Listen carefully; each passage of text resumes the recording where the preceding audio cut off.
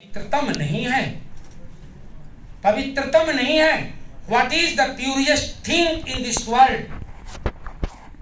भगवान श्री कृष्ण ने गीता के चौथे अध्याय में अर्जुन को प्रबोधते हुए कहा कि नहीं ज्ञानेन सदृशम पवित्रम इह विद्यते, नहीं ज्ञानेन सदृशम।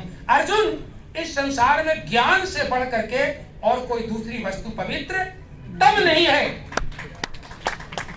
नहीं ज्ञानेन सदृशम पवित्रम इह विद्यते तत्स्वयं योग संसिद्धि कालेनात्मनि विन्दति। अर्जुन, तुम उस ज्ञान को प्राप्त करो। अर्जुन ने भगवान श्री कृष्ण का जब उद्बोधन सुना, द्रवीभूत हो गया। उसने कहा, भगवान, ये ज्ञान हमें कैसे प्राप्त होगा? इस ज्ञान प्राप्ति का उपाय क्या है? भगवान ने कहा, तुम्हें प्रतिज्ञा करनी होगी, संकल्प लेना होगा। अर्जुन ने संकल्प लिया और भगवान श्री कृष्ण ने गीता के चौथे अध्याय के 39वें श्लोक में ज्ञान प्राप्ति की युक्ति बताई। और वह युक्ति केवल अर्जुन के लिए नहीं बल्कि हम सबके लिए अपेक्षित है। अगर अब तक आपने मेरी बात कान से सुनी हो तो भगवान श्री कृष्ण के इस उद्बोधन को ध्यान से सुनिएगा।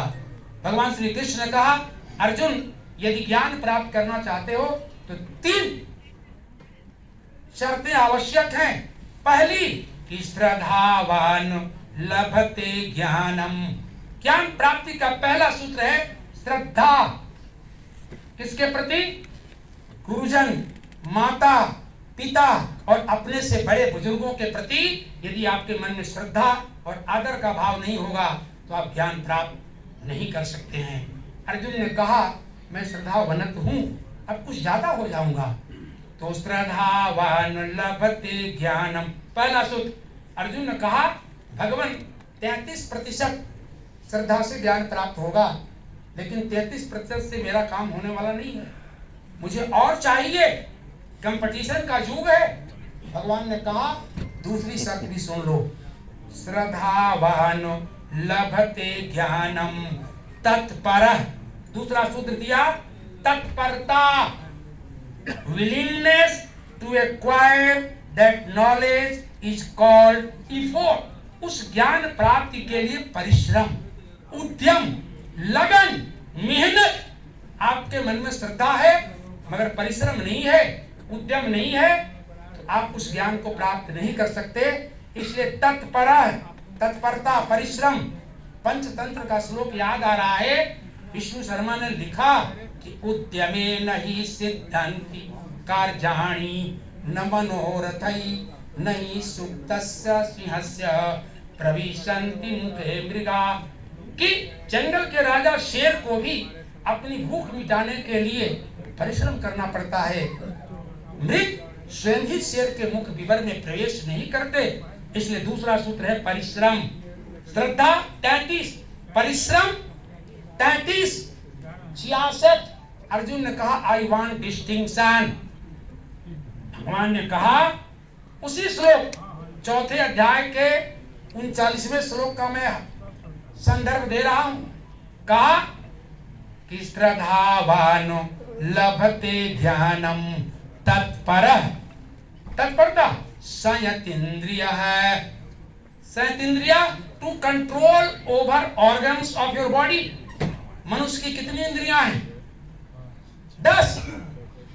5 कर्म इंद्रियां और 5 ज्ञान इंद्रियां। हाथ, पैर, मुंह, लिंग, गुदा कर्म इंद्रियां हैं। आंख, कान, नाक, जीभ और त्वचा ज्ञान इंद्रियां हैं।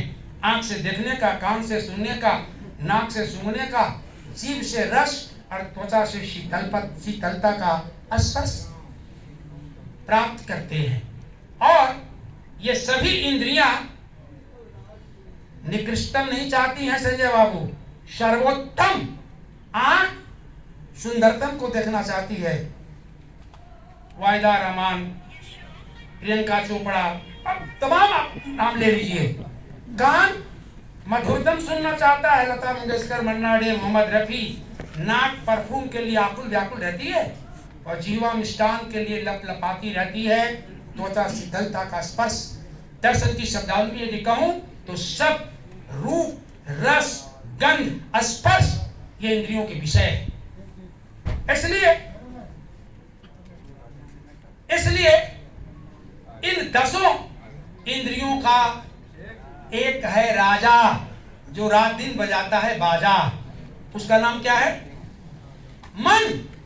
मन मन मन मन।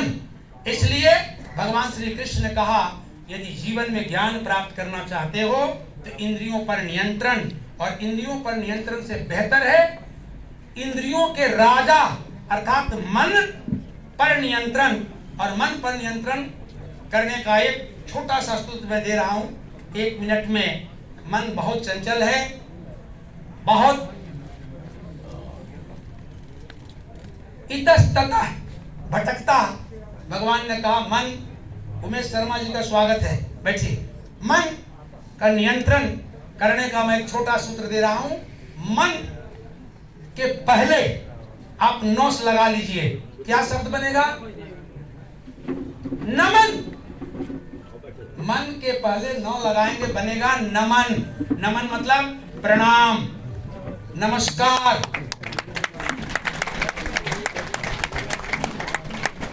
स्वागतम।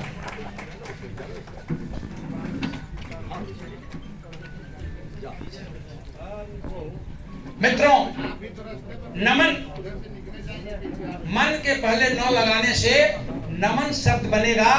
और नमन की ताकत कि एक प्रणाम 1000 परिणाम बदल देता है। समय नहीं है, मैं एक उदाहरण आपको दूंगा। महाभारत का युद्ध 10 दिनों तक चला। भीष्म पितामह ने पांडवी सेना का भीषण संहार किया।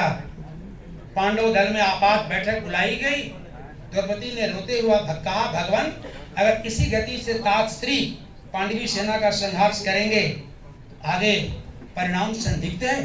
भगवान श्री कृष्ण अर्धरात्रि में द्रौपदी को भीष्म पितामह के शिविर में ले गए और द्रौपदी ने भीष्म पितामह को प्रणाम किया। प्रणाम करते ही भीष्म पितामह ने आशीर्वाद क्या दिया था? अखंड सौभाग्यवती भवा। घूंघट हटाया, ताली बजा लीजिए इच्छा हो तो, मना थोड़ी है। भीष्म पितामह ने मुख से पर्दा हटाया, देखा द्रौपदी खड़ी है। कहा, बेटी इस अर्धरात्रि में अकेले आई हो या उस छलिया भी आया है? भगवान श्री कृष्ण बाहर दरवाजे पर प्रतीक्षा कर रहे थे। द्रौपदी ने रोते हुए कहा कि दादा मेरा अखंड सौभाग्य कैसे रहेगा? 10,000 सेना का हिसाब प्रतिदिन कर देते हैं। और आपको ज्ञात होगा कि स्वयं भीष्म पितामह ने अपनी मृत्यु का रहस्य बताया। ये एक प्रणाम का परिणाम है।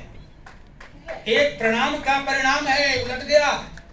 इसलिए मन के पहले न लगाइए नमन, प्रणाम, आशीर्वाद, दुआ। और मैं बराबर कहता हूं कि 2 हाथ से आप करोड़ों लोगों को नहीं मार सकते, लेकिन 2 हाथ जोड़ करके करोड़ों दिलों को जीत सकते हैं।